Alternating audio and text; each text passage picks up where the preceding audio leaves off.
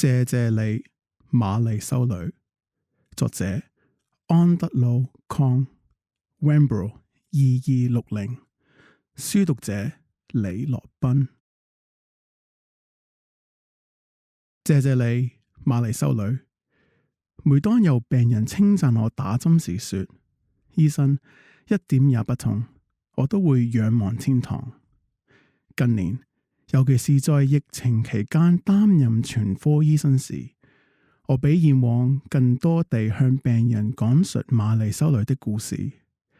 無論是替社區居民接種疫苗，對抗來勢洶洶的新冠病毒，還是進行其他需要注射的醫療操作時，時間回到70年代末，像所有滿懷憧憬進入教學醫院展開臨床訓練的初級醫科生一樣，我喘喘不安地踏入了醫學界。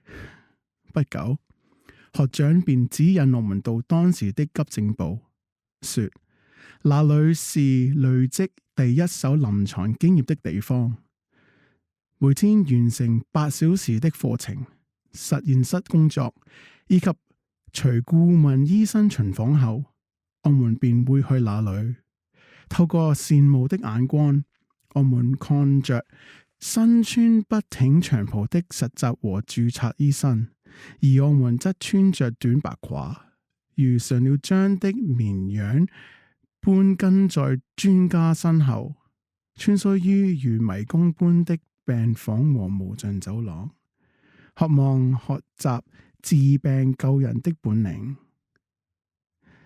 位於悉尼達令克斯特的聖文森醫院，鄰近國王十字區。該區以豐富的夜生活聞名，但也不乏人生的陰暗面。由於醫院鄰近市中心，並且是新南威爾斯大學的主要教學醫院，所以一直以嚟都是澳洲重要的醫療設施之一。醫院在多個臨床領域享負盛名，尤其在心臟外科方面。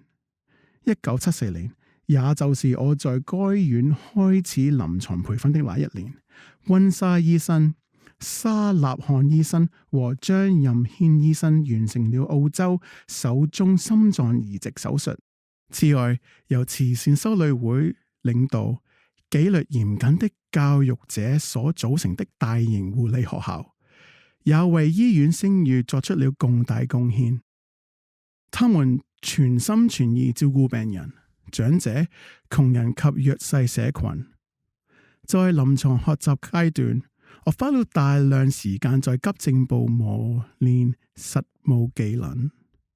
夜裏，救護車一如既往不斷將病人送來急症部作緊急治療。我滿懷興奮，迫不及待地想協助那裏忙碌的醫生和護士。高年級學生山姆看了看我嶄新的名牌，指向3號診間說：安迪，這個簡單，交給你。這位年輕人需要補一針破傷風。不好意思，山姆，我還從未打過針呢。但他已消息咗另一間診間。我站在那裏開始冒汗，向協助我的3年級護理學生確認。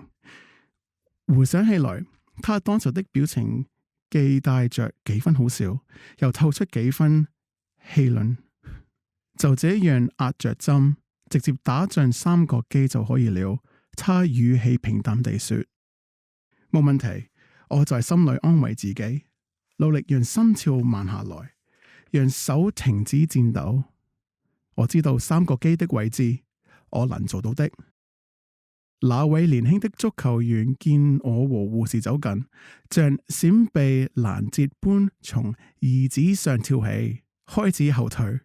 他臉色瞬間蒼白，雙手揮動不要的手勢，然後雙腿一軟，直個人癱倒地上。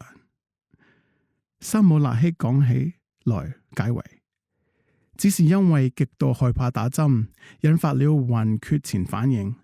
他一邊自信地說：一邊迅速地逼破傷風疫苗打進那年輕人的上臂，然後扶他到檢查床上。好了，老兄，20年來都不用再擔心這件事了。說完，他又回到診間繼續自己的工作。我羞愧地離開3號診間。